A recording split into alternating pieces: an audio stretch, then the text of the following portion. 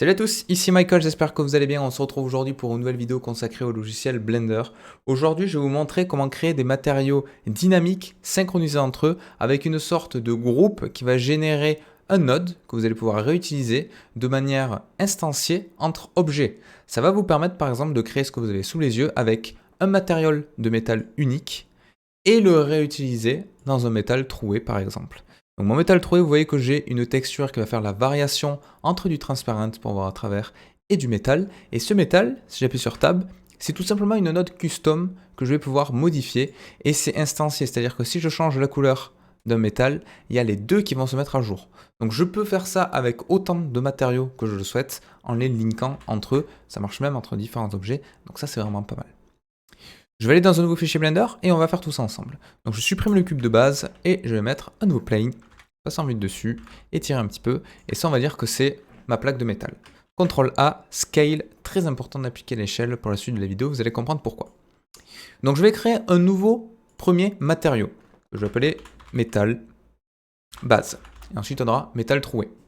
Je vais aller dans le Shader Editor en haut à droite, et très important, hop là, je vais passer en haut à droite dans le Material Preview Mode, ce qui me permet d'avoir un éclairage proposé par Blender, ainsi qu'un HDRI déjà de base. Je suis un moteur de rendu Eevee, mais ce que je vais vous montrer est à la fois compatible avec Eevee et Cycles, donc pas de soucis, pas de contraintes en termes de moteur de rendu pour cette vidéo. Je vais faire un métal très basique en mettant le métal à 100%, la roughness à 0, que l'on va faire varier par rapport à une texture de type Musgrave. Vous connaissez ma passion pour le Musgrave. Et là, si je fais CTRL-SHIFT-clic gauche dessus, si vous avez activé, j'insiste bien, l'add-on Node Wrangler, qui est gratuit, qui est intégré par défaut dans Blender et qui est très pratique, qui vous permet avec un CTRL-SHIFT-clic gauche de voir, de visualiser directement sur votre objet la texture sélectionnée. Donc là, plutôt que mettre ma texture dans le base color et ensuite sur la surface, automatiquement, je peux voir ce qu'il y a à la sortie d'un nœud. C'est très pratique. Ça vous rajoute un node viewer qui est en fait une émission avec une force de 1, donc c'est quand même très pratique. Là, vous voyez comme un objet a été tiré, alors que tout à l'heure, je vous ai bien fait appliquer l'échelle. C'est normal, parce que je dois indiquer à Blender la projection de la texture, son calcul, comment elle est effectuée. Donc ça, c'est une node de type Texture Coordinate, et je vais mettre un Object. On a de plusieurs types, on a du Generate, du normal, du UV, du Object. Là, je veux du Objet, comme ça, c'est calqué sur l'échelle. Un petit peu différent du Generate, qui, vous voyez, a tendance à prendre l'échelle de base qui a été générée et l'étirer. Donc l'Object, ça permet d'avoir une application d'échelle que vous avez effectuée. Donc une fois que j'ai ça, je peux changer par exemple l'échelle, augmenter les détails, baisser la dimension si je veux quelque chose qui ressemble à ceci. Et ça, je peux le relier directement sur ma roughness et relier ma sortie directement sur la surface. Je peux supprimer la node viewer si j'ai envie. Et là, vous voyez, j'ai des variations. Alors, les variations sont quand même un petit peu abusées, très intenses. Pourquoi? Parce qu'on a des valeurs très sombres et très claires. Je peux venir repositionner un petit peu ces valeurs-là avec un node de type MapRange, hop là, que je vais mettre ici, et avec les différentes valeurs, je vais pouvoir jouer sur le maximum par exemple pour le baisser, le minimum pour l'augmenter un petit peu, et tout ceci, ça va me permettre de changer les valeurs. Voilà, par exemple comme ça. Oui, je vais avoir des petites variations, mais pas vraiment des choses intenses comme on avait au début. Donc vous pouvez toucher un petit peu à tout ceci. Normalement, j'ai déjà expliqué, j'ai fait une vidéo sur cet outil-là qui est assez pratique et qui permet vraiment d'obtenir des variations comme je le souhaite. Donc là, on tombe sur un résultat qu'on aurait pu avoir avec un noise, mais ça peut vous montrer une autre texture. En parlant de noise, on va l'utiliser pour la normale. Donc Shift A, je mets un node de type noise texture, CTRL Shift clic gauche qui permet d'afficher la texture. Comme tout à l'heure, on va relier à la sortie Object dans le Texture Coordinate. Je ne suis pas obligé de créer autant de Texture Coordinate que ce que j'utilise de texture. Si je veux la même projection avec différents types, je peux utiliser un seul node. Si je commence à faire du Object où je vais sélectionner différents objets, je peux dupliquer cette node Texture Coordinate pour utiliser les différentes sorties. Donc là, je vais utiliser une node qui s'appelle Normal Map. Et ça me permet de convertir ceci. Alors non, pas Normal Map, pardon, une node de type Bump. Parce qu'on n'a pas de signal de normal qui sort. Et ça me permet de convertir cette hauteur en normal. Donc je relie le factor sur la hauteur, je relie ma normale sur ma normale. Et là, Blender a une fâcheuse tendance à accentuer un petit peu, vous voyez, tous les noises tout le bump, toutes les normales, lorsqu'on fait une conversion d'un grayscale dans un autre bump qui va générer une normale. Donc la conversion bump vers normale est un petit peu abusée. Donc je peux mettre à 0,1 par exemple si je veux avoir quelque chose de beaucoup plus light. Et je peux jouer sur l'échelle, sur les détails et baisser un petit peu ou augmenter la roughness si je veux quelque chose de plus ou moins détaillé sur mon métal. Et là vous voyez qu'on a quelque chose qui est pas mal. Ok, on va dire que là j'ai mon métal, un petit peu effet brossé. J'aimerais réutiliser ce métal sur une autre partie de mon objet. Donc je vais passer à mode édition, je vais faire hop là, une couture comme ceci, étirer ma subdivision avec un rescale. Et là, je vais appliquer un autre matériau. Donc je vais dans mon éditeur de matériaux, je clique sur le plus, ça vous connaissez, et je vais mettre métal troué. Hop là, sans accent, parce que ça n'aime pas trop les accents. Je vais faire assign. Et là, je suis bien embêté. Je suis bien embêté parce que j'aimerais bien réutiliser le matériau que j'avais de base en y faisant des petites modifications. Pas de souci. On peut créer ce qu'on appelle un groupe. Donc comment je fais? Je vais sélectionner toutes ces nodes. Très important de ne pas prendre le material output, vous allez comprendre par la suite pourquoi avec le fonctionnement de la node. Et là, je fais CTRL G, comme une création de groupe. Et là, automatiquement, ça m'a mis tout ça dans un groupe. Groupe sur lequel j'ai des entrées et des sorties. Donc la prochaine vidéo, je pense qu'on verra comment gérer les entrées. Mais là, une seule sortie et pas d'entrée, ça me convient tout à fait. Et là, vous voyez en haut que j'ai un système de hiérarchie. Pour revenir au matériel de base, parce que là, je suis carrément rentré dans un node, c'est CTRL Tab. Ça m'a créé un node. Pour rentrer au passage, c'est juste Tab. Donc Tab, c'est pour descendre en termes de hiérarchie. CTRL Tab, c'est pour remonter en termes de hiérarchie. Et là, vous voyez que mon matériel, il est bien différent. Je suis toujours sur mon métal de base. J'ai plus qu'un seul node. Et ça, c'est mon groupe. Alors, je peux le renommer juste ici en allant dans les properties. Je vais l'appeler node métal, par exemple. Je fais entrée. Et ça, je vais pouvoir le réutiliser là où je souhaite dans ma scène 3D. Et ça va m'intéresser du coup pour mon métal troué. Parce que je clique dessus, je peux supprimer le principal BSDF, et en faisant Shift A, si je vais dans groupe, magie, on a notre groupe qui est présent ici. Donc si je le mets juste ici et que je relie à la surface, j'ai exactement la même chose. Et là, les deux sont synchronisés. Donc si j'appuie sur Tab et que je change par exemple la couleur, vous voyez que les deux vont changer de couleur en même temps. Et en plus, vu qu'on a utilisé une méthode procédurale de génération de texture, automatiquement, je ne vais pas avoir de coupure, de couture qui va être visible en passant d'un matériau à l'autre. Donc ça, c'est quand même très pratique. Donc métal troué, et là, il ne reste plus qu'à faire la variation de texture. Donc j'ai besoin pour cela de mix shader, hop là, comme ceci, je vais mettre juste en bas, et d'une texture qui va me faire la variation.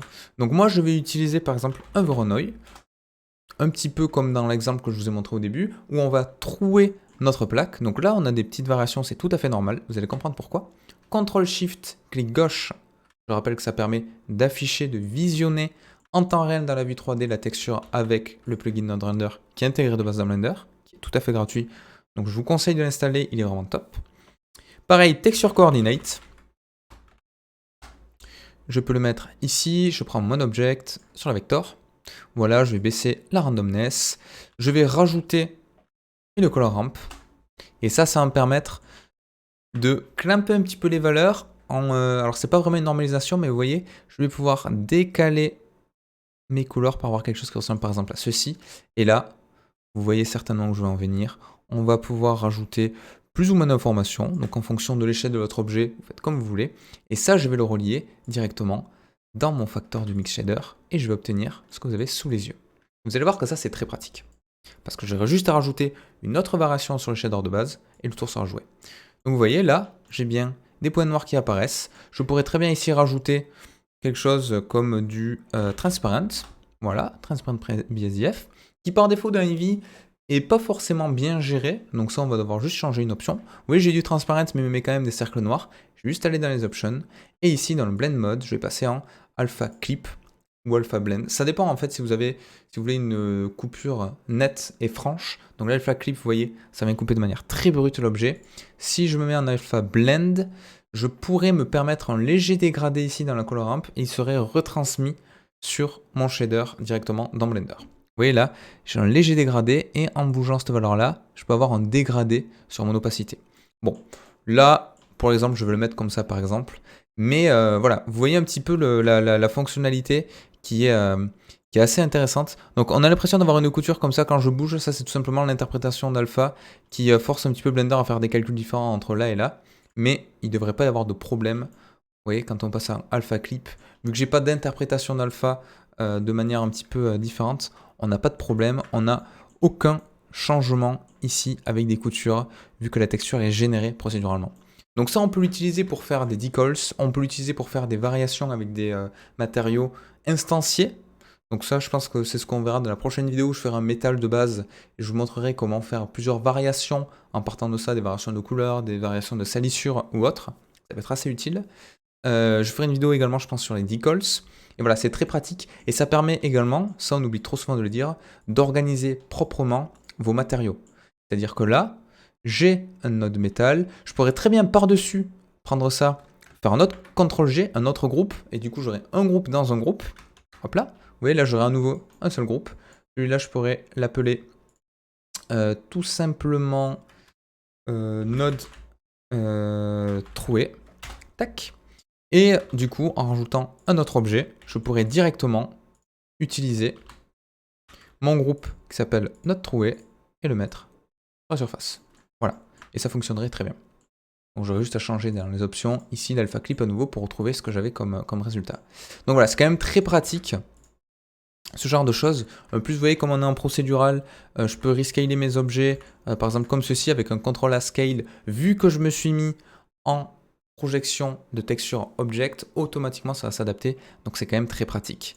Et l'avantage, je vous rappelle aussi que quand on veut faire des sortes d'objets troués, si c'est vu de loin, si on n'a pas besoin de voir une topo, je vous conseille de passer par le matériau. Là, je pourrais très bien mettre une sorte de simple deform. Hop là, comme ceci avec un bend en Y ou en Z. Hop là, tac. Je vais juste hop là, faire plein de petites subdivisions, même un twist. Et vous voyez que en appliquant les objets, alors là il y a des petits soucis de projection de texture, hein, mais on peut obtenir quelque chose de tout à fait convaincant.